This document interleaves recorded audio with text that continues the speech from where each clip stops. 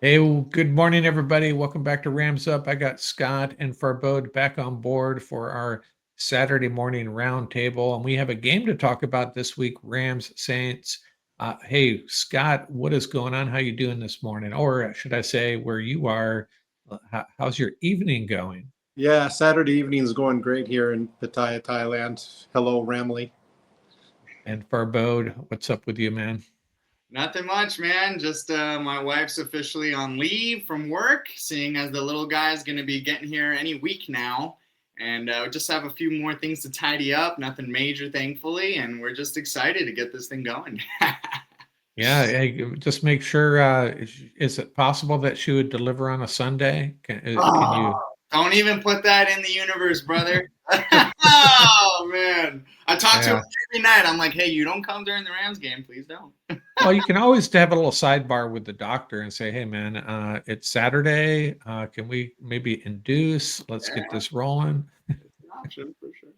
And before we start, I know there's a handful of Dodger fans that tune in, and I'm not going to spend a bunch of time on the Dodgers, but I just got to say, what a World Series! Last night's game was so entertaining, and I can't wait for Game 7. It's going to be a lot of fun. And a shout out to the Dodgers. Hopefully, they pull it off.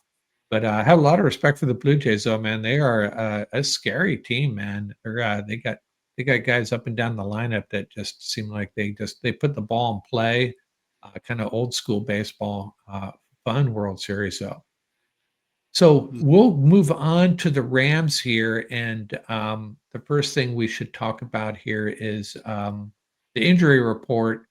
Kind of significant, Darius Williams is doubtful, and on the Saints side, three starters running are questionable: Alvin Kamara, Rashid Shaheed, and Alante Taylor.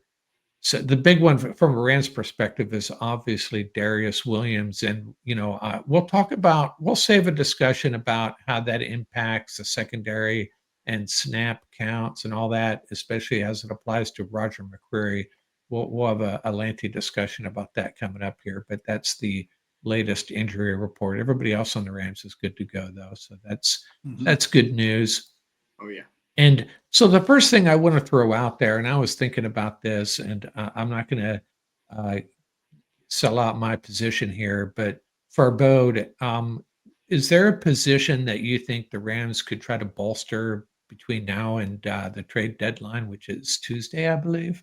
Yes, it is Tuesday. But honestly, Mark, in my opinion, and I may be in the minority here. I understand that, but I honestly don't think so. I think we're just fine. I think what we needed was a cornerback. We got exactly what we needed, and I'm excited to see. But what I will say though is that Diana Rossini just put out an article on the Athletic. She was pretty right when she mentioned we were shopping for a cornerback before, which wasn't a hot take by any means. Don't get me wrong, but she did say that we are one of a handful of teams that have called the Bengals asking about linebacker Logan Wilson, cornerback Cam Taylor-Britt, and of course the end Trey Hendrickson. So, that'll be kind of interesting to see if one of those three gets on our team.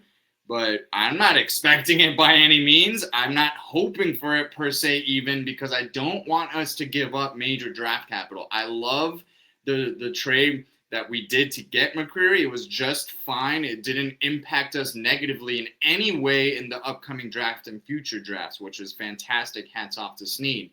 But I don't want us to sacrifice a day one pick to get one of these guys. I don't think it's necessary to bolster a huge need right now on the team.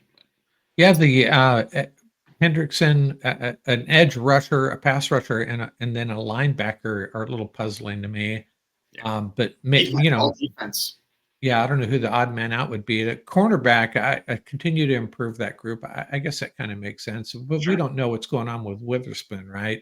If they're truly have designs on a Super Bowl run, and they're not comfortable with Witherspoon's return for a Super Bowl run, then that would make Mhm. sense. How about you, Scott? Do you see any potential moves here in the last few days before the? I think another cornerback could be in the cards. I think Witherspoon's return to whether he could be 100% going into the the last 2 to 3 weeks of the season, hitting the playoffs, I think it's pretty questionable. And I think even the pickup of McCreary still leaves them a little bit understaffed, so to speak. So I would think a second cornerback could be in the cards.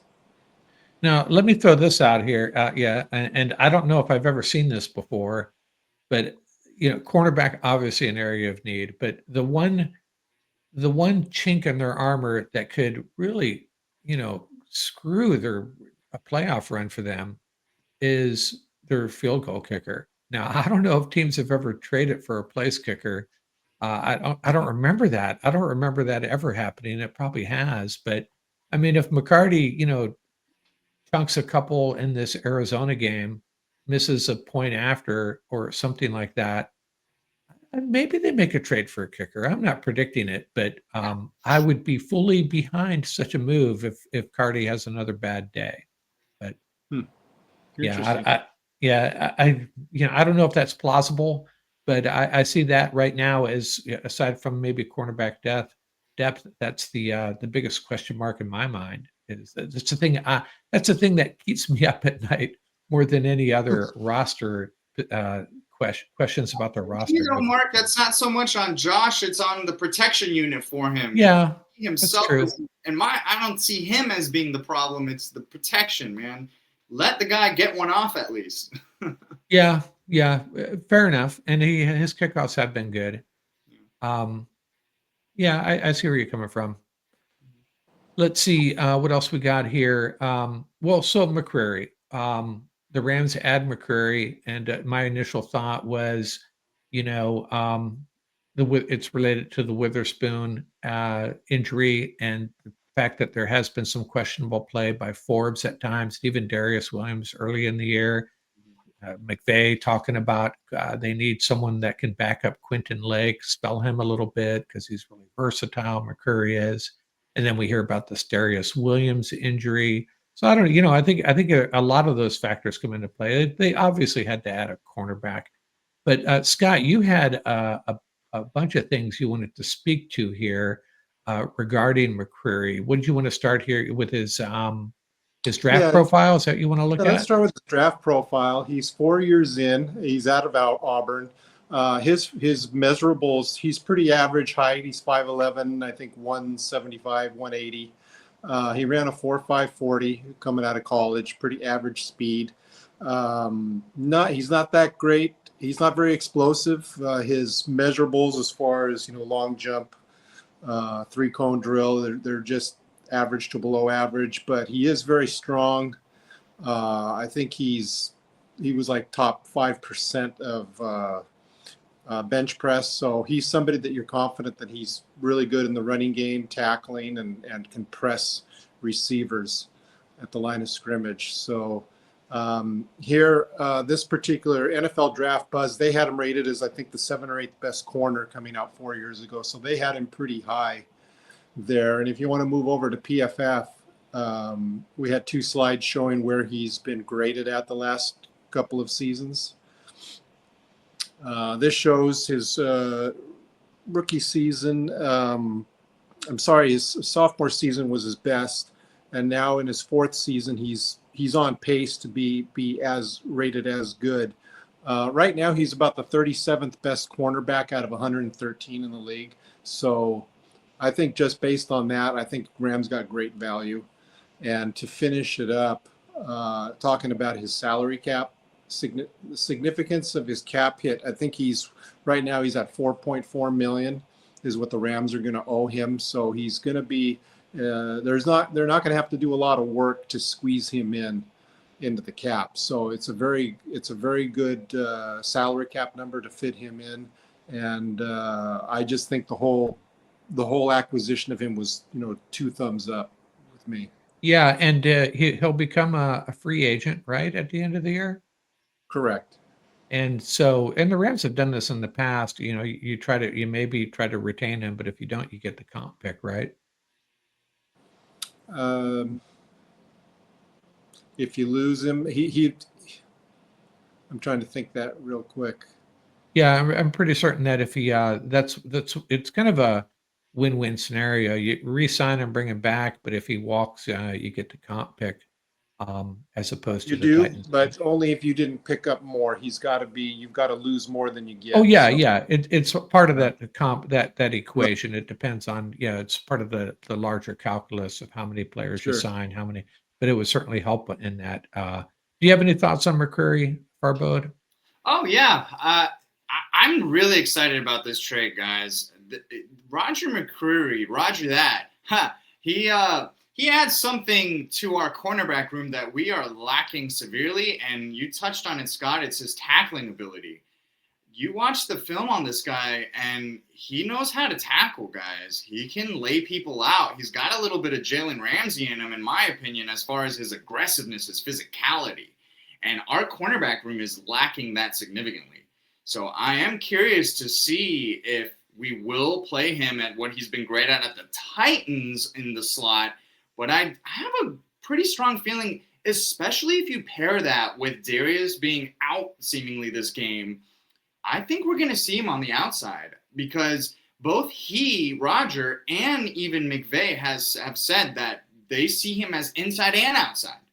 So maybe he wasn't that great on it at the Titans, but okay, this is a change of scenario. Maybe he'll excel with that at us. Maybe the constant pressure that the Rams front four, front seven even is going to apply pressure. That kind of pressure is going to allow him to excel a little bit better on the outside.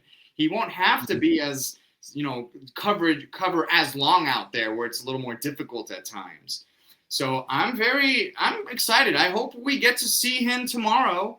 Really, really hoping for it. And I'm excited to see him get at least one big tackle, whether that's a blitz in the backfield that he gets a tackle for loss or a sack, whether it's a corner, a receiver or someone catching a slant route and he just comes in and boom, lays him out. I like this guy a lot, guys. I really am excited to see him, and I hope he excels with us. Of course, we'll see. Yeah, he's definitely good in run support, so that's good to hear. And I'm wondering if, this is also related to some questionable play, certainly some questionable Pro Football Focus grades for Emmanuel Forbes. Yeah. So we'll see how that plays out. But the adding a guy like this to the mix it's a big positive. There's no doubt about that. Hey, Ram fans, just a quick reminder. We have teamed up with MyBookie. Go to their website, mybookie.website/joinwithrams.up. Use the promo code RAMSUP, and you'll get up to $500 fully covered in your bets first time out. And hey, you know the drill. I'll give you a couple of picks, and you go bet the opposite. That seems to be the healthy approach lately. I already took the Dolphins 7.5 points, underdogs Dolphins to cover with those points against the Ravens, and that was a flat out fail. I also like the Texans to beat the Broncos at home. Texans 1.5 point favorites. I think they'll cover that. Texans on the rise. Broncos been living on their defense. I think it'll be a low scoring game, and the Texans pull it off by more than 1.5 points. And I also like the Bills. They're at home.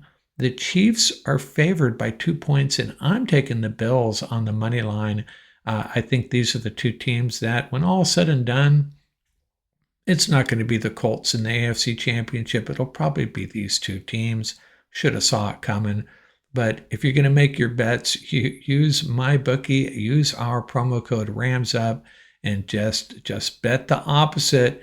Next week, bet alongside with me. I seem to be hitting every other week overall. Still ahead of the game slightly, but that Dolphins flat out fail against the Ravens hurts me going into week 9 here.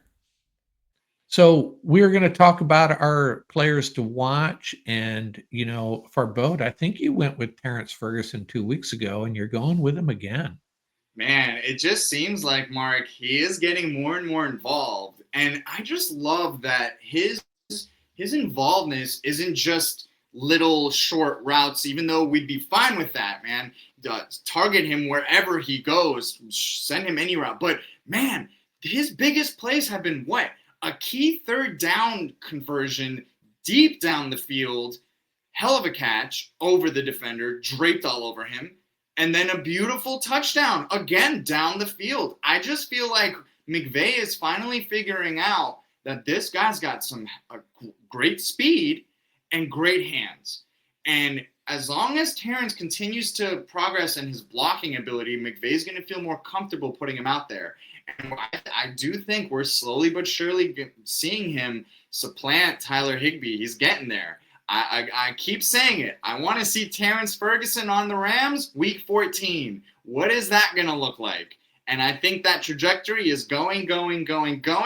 And I want him to at least get one big shot down the field, whether that's off play action or whatnot. You know, I just think the possibility with this guy as a deep threat for us is showing more and more. And I'm really excited to see that with this game, especially with the Tutu Atwell out this game. I think that's going to lead him to be someone who can take that deep field shot. And we'll see, but I'm really excited about it, Mark. I think he's going to get a little bit more targets now this Sunday, tomorrow, but we'll see, of course. But yeah, Terrence, let's go. He could be one of those rare tight ends that can stretch the field a little bit, and having the bye week after having had a pretty good game in London, and then they get the bye week, and then that's probably hopefully an opportunity for them to scheme some things for him. What I want to see, I'm just dying to see him, with some space in the open field with the ball in his hands and see what happens. That's what I'm really excited to see. We haven't seen that yet. Just no jet sweeps. Yeah, right. Yeah, that was not a good look. Any thoughts on Terrence Ferguson, Scott? No, it would be interesting to see how many snaps he gets and where he lines up in the formation. I know the times I've seen him, he's pretty much he's split out wide so far from what I've noticed most of the time. So it'll be interesting to see how many snaps he gets in line or more of in the H-back positions where he's in between the tackles. And with Tutu out, I'm wondering if they go even more 13 personnel. But the one guy I left off my players to watch, and I could have gone with two players. If I had gone with the second player, I would have gone it with Mumfield, as you probably heard, or maybe you heard. My prediction is his involvement's going to accelerate. But it could be, if it's 13 personnel, that probably won't be Mumfield. Mumfield will certainly not benefit from that scenario. But if they're going 12 personnel, or 11 personnel, Mumfield may get some more snaps. And Mumfield and Ferguson, two guys to be really excited about over the next few weeks, I think. Agreed. Great draft class. Love it. Yeah. Now, Scott, you went with two guys. Jalen McCullough on defense. Yeah, I'll preface it by saying I was looking at opportunities the Rams might have, looking at some of the Saints' tendencies, some of their statistics and tendencies. First of all, with the Rams versus Saints, what I'm meaning to say is regarding the Saints' defense, they have given up. They're ranked 25th overall. They've given up 209 points. Now their rushing defense isn't bad. They're only giving up 4 yards per rush, but as far as their pass defense, they've given up 835 air yards, but they've also given up 836 yards after the catch. So it seems like their secondary is below average in bringing ball carriers down. And that's where I thought, I think with Puka Nacua coming back, he's so big and strong, catching the ball out on the flat and running upfield that I think he might be the player to watch against this defense that seems to be below average in tackling players in space. And then as far as on defense, I'm coming up with Jalen McCullough because looking at the Saints offense, they're ranked 28th. One stat that sticks out is they're moving the ball downfield, but they're not scoring points very much. They've got 12 turnovers so far versus the Rams' 7 turnovers. and they've thrown 7 interceptions against 8 touchdowns versus I think the Rams are 17-2, 17 touchdowns and only 2 interceptions. I think that's correct, but anyhow, I think the opportunity there on defense is, I think with Tyler Shuck getting the start as a rookie, I think the Rams are going to, I think he's going to get flustered. I think they're going to force him some overthrows. And we know that Jalen McCullough in that dime package really is a ball hawk. And I would look for him to get his hands on a couple of passes this weekend. Yeah, this is not a good spot for a rookie quarterback, especially if Alvin Kamara can't go. He probably will, but still with this pass rush, that's an opportunity for a rookie quarterback to establish himself. And it's sometimes a little scary going against rookie quarterbacks because once in a while, you're surprised. But man, I don't think this is a good game to give the guy a start, in my opinion, on the road against a really good team, against a pass rush that's pretty ferocious. Any thoughts on these two guys, Farbod, McCullough, and Nakua? I mean, Nakua coming back from the injury after a bye. I guess my thought on Nakua is, do the Rams ease off on his snaps and targets, and try to take a little weight off his shoulders? Such a long season. This guy's always getting beat up. What do you think, Farbod? I think even if McVay tried to limit his snaps, Puka wouldn't let him. Yeah, right. Lives, breathes, eats football. And if he's active, the clips I've seen of him in practice, he looks 150%. Like, he looks good. So Yeah. I expect him to have a monster game, typically like he does. I mean, it's just a cherry on top what you said, Scott, about the Saints lacking of a tackle ability.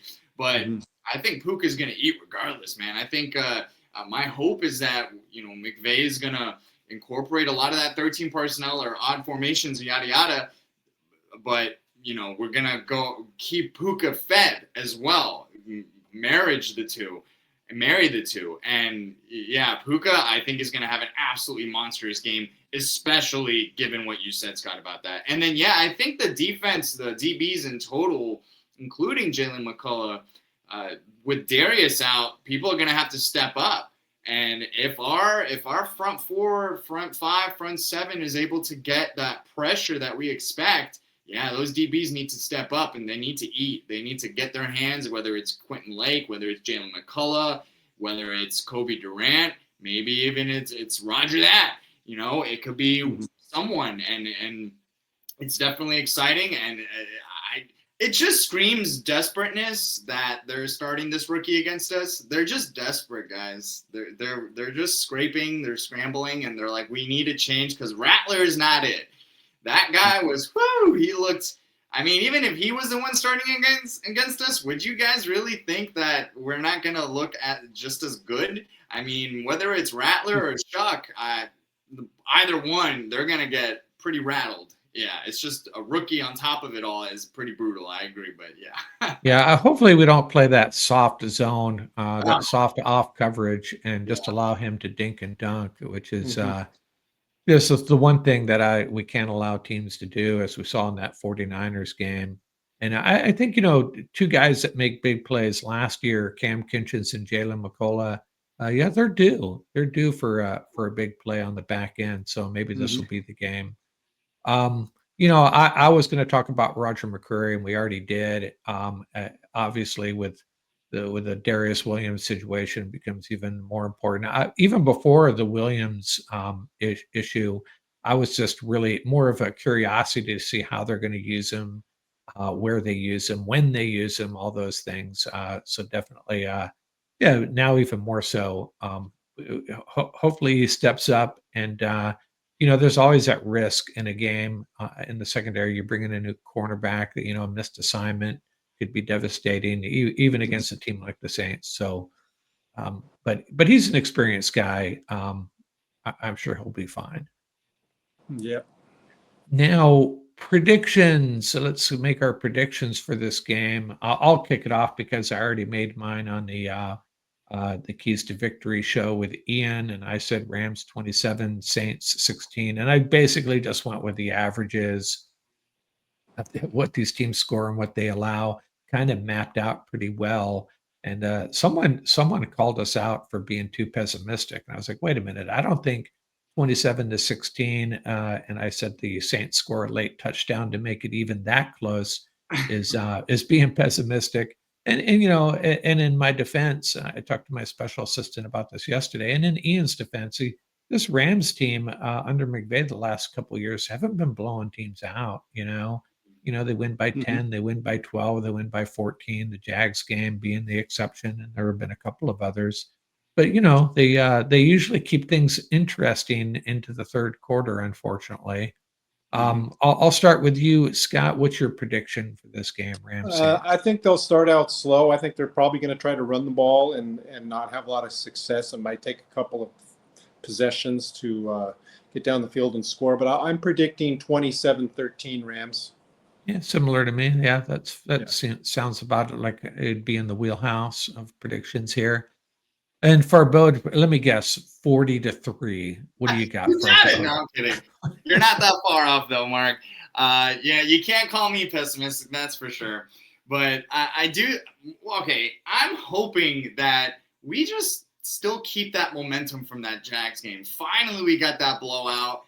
Finally, finally, finally. I hope that savory, delicious taste in their mouths is still there of just, oh, we just stepped on their throats. We dominated them, destroyed them. Let's hope that mentality stays, that we don't continue to play down to our competition. Oh, that would be so brutal if we saw that this game, guys. If everyone is expecting us to win and then destroy them, and instead we keep it close, not just in the beginning, Scott, but the whole 4 quarters, and it comes down to the last play. Please, I don't want that to happen. But what I will say is I'm predicting 34-13. I'll take that. 34-13, and that would be a scenario where maybe we see Jimmy G late in the fourth quarter, huh? I want to see Stafford's stats rack up because he's my fantasy quarterback, so I hope not.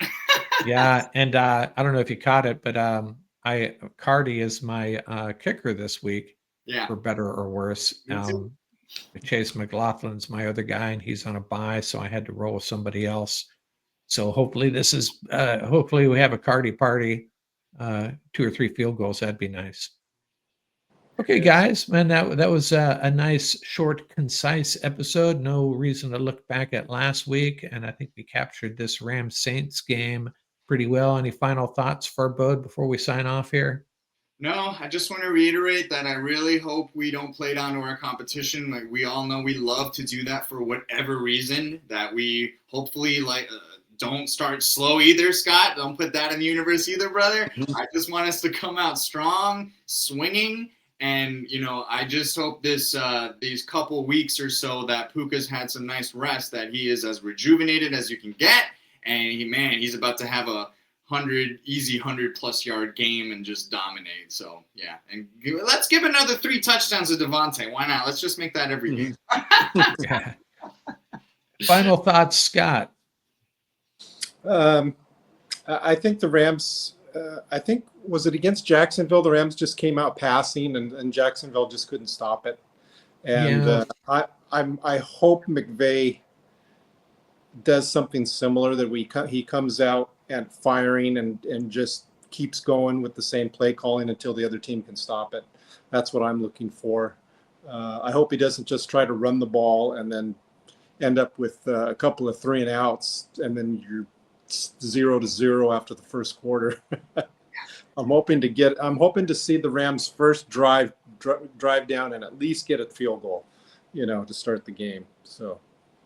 Yeah, I think if you're concerned about McVay over dedicating himself to the run, I think we'll be okay. He's going to get pass happy at some point. It'll probably be pretty quick if past history is any indication.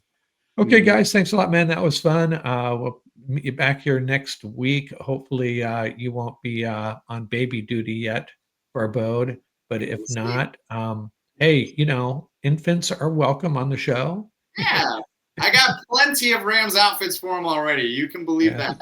So There maybe you he'll go. start if he's here. We'll see. Okay, thanks a lot, and go Rams, and hey, go Dodgers. How about that? Out here Yeah, from go Ramsville. Rams. Let's go. All right.